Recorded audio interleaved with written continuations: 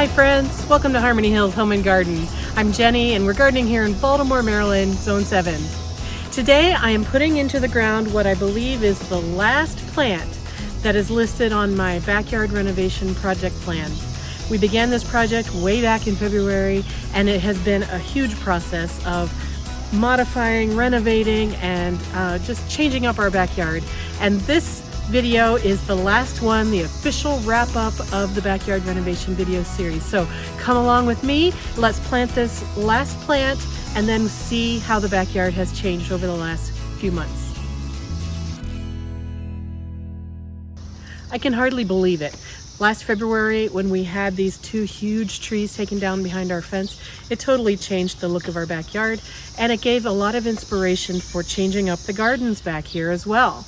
We've planted, I think, over 50 shrubs and trees, hundreds of perennials and annuals, and this plant is the last one to go in that was specifically mentioned on my planting plan. This is a climbing rose, and it's going to go behind this arbor, underneath that obelisk right back there, which will be the center point of this arbor when it's in bloom. This is a Cancan Rose, which I bought from heirloomroses.com. Now, if you saw my mail order review video a couple of weeks ago about heirloomroses.com, I wasn't quite sure if the plants were going to make it.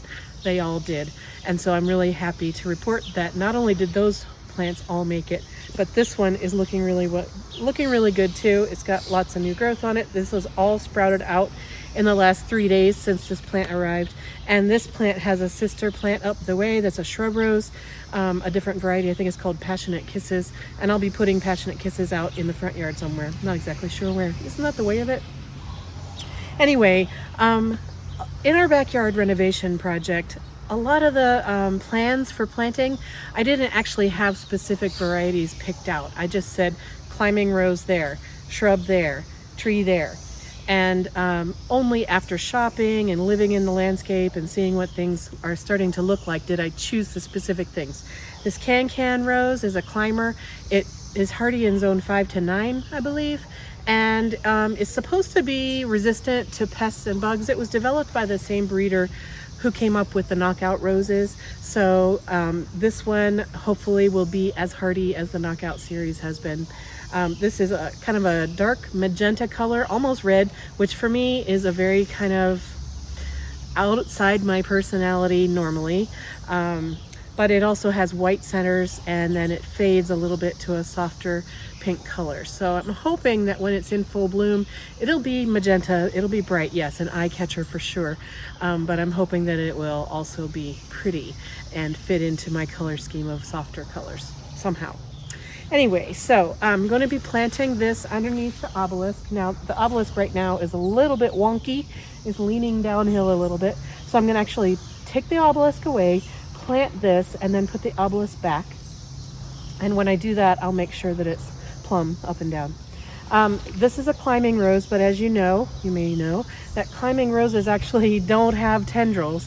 Like this clematis right here has tendrils that reach out and grab this arbor, and so it truly does climb. But this one, just when we say it's a climbing rose, we just really mean that it gets really long canes, and those canes have to be trained onto whatever structure you're growing it on. In this case, I'll be training it onto the obelisk, but I'll be doing them in a spiral pattern up the obelisk.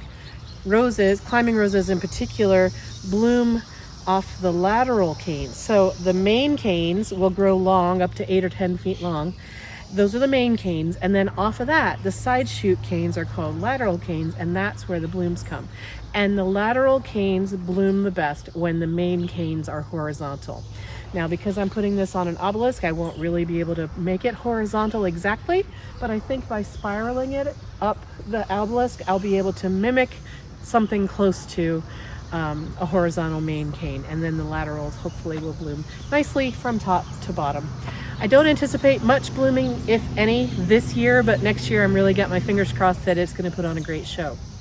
So let me get this planted into the ground. I'm going to use my same planting method that I always use, which is first I remove the mulch, then I dig my hole. I'm going to make the hole the same depth as this pot, but twice, 1.5 to 2 times as wide as the pot. I'll set this down in there. I'll use Biotone starter fertilizer to give the roots a great chance at developing. Then I'll backfill with the soil and then put the mulch back in place. I'm going to keep the mulch away from the plant by an inch or two so that we don't have any chance of disease or bugs or any rot going on up against these main canes. And then I'll water it in very thoroughly. And then I'll put the obelisk back in place on top of, nearby the rose plant. So I'm going to go do that now.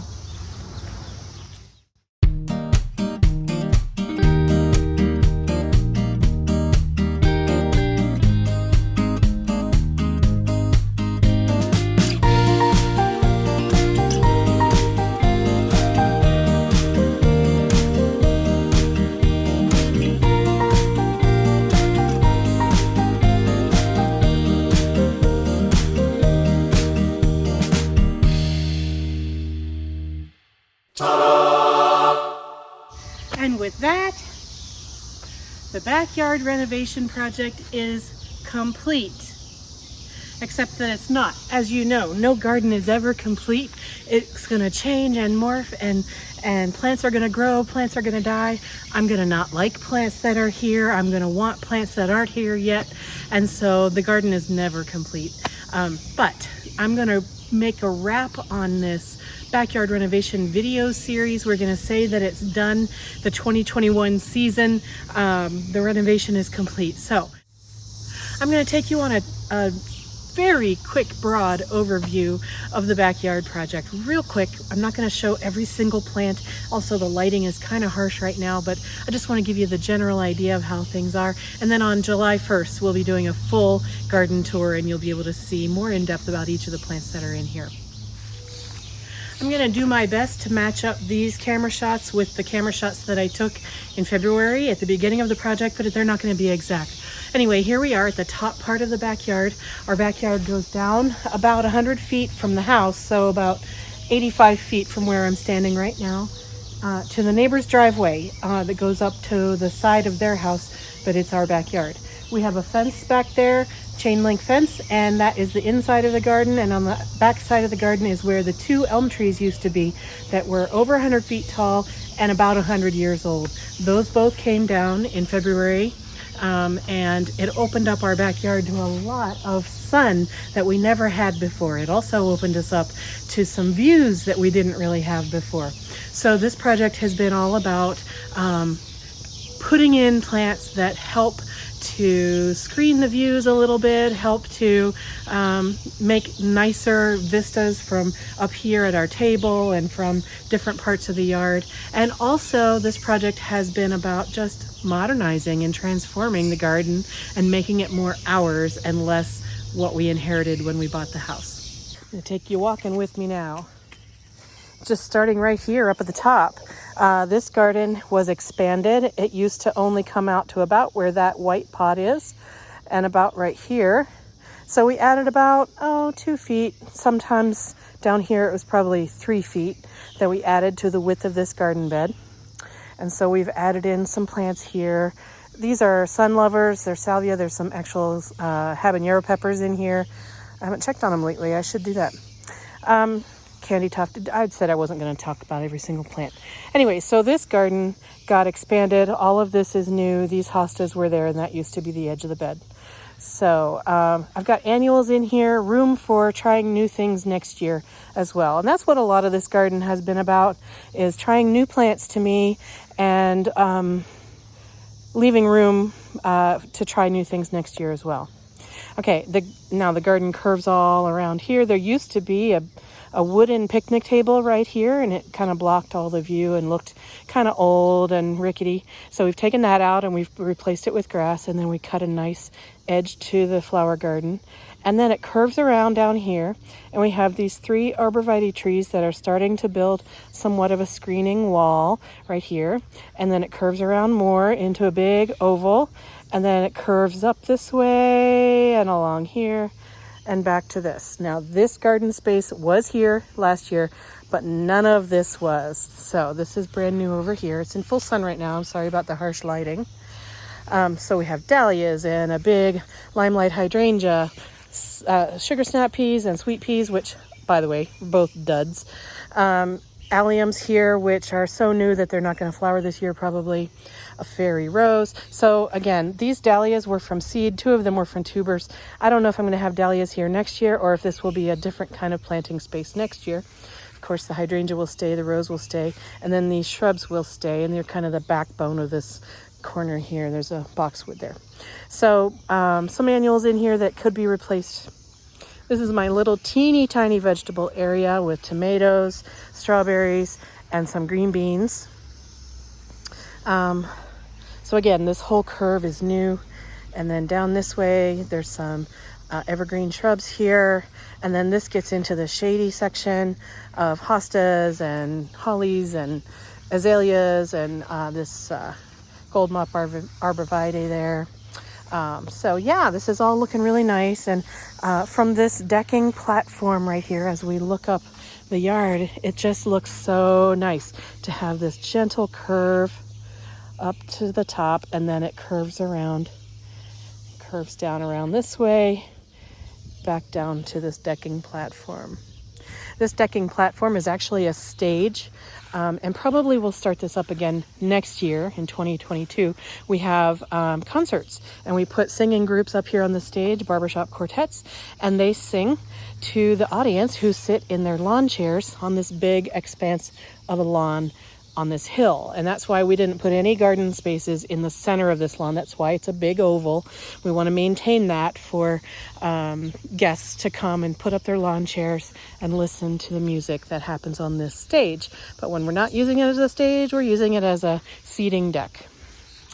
Okay, and then this area is the main change of this backyard. First of all, the trees are gone. Big empty sky. This all used to be a big tree canopy right here. See how tall this tree is over here? Ours were even taller than that. They used to like go up to that level, like right up to here. So like 100 feet tall right here. So we lost all of that. So we added in, first thing we did was behind the fence, we put in 3 Leyland cypress, 4 skip laurels, and then 1 cryptomeria tree that's behind these 2. So green screening was the goal back there. And then what we did is we expanded this bed. This all used to be grass. Everything here used to be grass down to about right here. So from here over, it was garden, about back to the hammock or so, like that. And from here over, it was all grass. And now we've put in these planting areas. We put in this arbor. I have a rose that I've planted on this. This is a Zephyrin Druin rose, and she's just a baby, but she'll be coming out and flowering next year. And then lots of perennials. I've got a Chinese snowball viburnum shrub here, lots of other shrubs in here, perennials, annuals, some from seeds, some from the nursery. Same thing over here.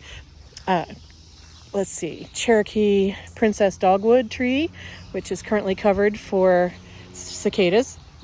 Excuse me. And then different kinds of shrubs and annuals and perennials all through here. Arborvitae here hopefully will grow in together and make a nice little screening wall there. And then back behind them, we've got some red twig dogwoods and some elderberries and some azaleas and just lots and lots and lots of lovely plants. We've got this pathway, which we still haven't decided. Dave thinks we have decided to keep it grass, but I have not decided whether we're keeping this grass or whether we're turning it into maybe flagstone or gravel or a different color of mulch or what. I don't know. But so far it's grass, just because we didn't cut the grass out. And this is the rose that I just planted right here, the little cancan.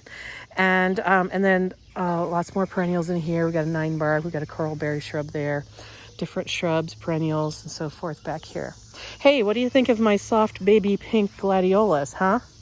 Does that look soft baby pink to you? Yeah, me either. I guess that's what happens when you buy gladiolus bulbs from the Dollar Tree. They said they were going to be pink. Not so pink, are they? Oh well. At least the purple ones are purple. They came from Lidl. They were also discounted price. But the red ones, yeah, not my favorite. They're coming out after they bloom.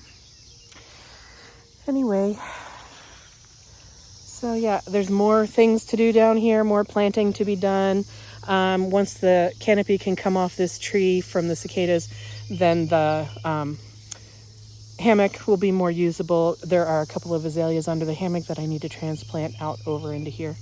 So, but that's the lay of the land, folks. We've got a lot of brand new, tiny little baby plants. Lots of mulch is what I call a mulch garden because it's pretty much just all mulch right now and nothing is filled in. Everything is tiny, but it's got a lot of promise. It's got a lot of hope and exciting times ahead.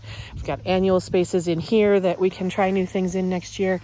Annual spaces here for new things next year. There's my broccoli plants. They're ready to pull out, long past ready to pull out. And then this is a shady area up here. Lots of hostas, columbines, ladies' mantles, astilbes, bleeding hearts, camellia here, Japanese andromeda here, and then this is all existing. This isn't the new part. This is the new part here. So everything is really young. Nothing is its full size yet. Everything that we put in this year is growing. Nothing has died, and I don't know how that happened, except that we have been pretty vigilant about making sure that they're getting enough water. The summer is young yet, and so we're going to have to stay on top of that. And now it's just a matter of keeping things happy with water and fertilizing them on the right schedules, and then, you know, loving them and hoping that they love their new spaces and grow in and fill in. So this is the year they got planted. So let's say this is the year they sleep. Next year they'll creep a little bit bigger, and then hopefully 2 years from now, in their third year, they will leap and our garden will be lush and full and wonderful. So stay tuned to this channel though, because there's a lot more gardening to happen both in this space and other parts of our gardens around our property. So if you have watched all of this series, thank you so much. I've really enjoyed seeing your comments. Your encouragement has been very helpful. Your ideas are wonderful. And if you haven't yet, you might want to go back and start from the beginning of the series and see how things looked before we began this project this year. Thank you so much for joining me today. I hope you have a wonderful garden season, and I hope you have a wonderful day, and I will see you in another future video. Thanks. Bye-bye.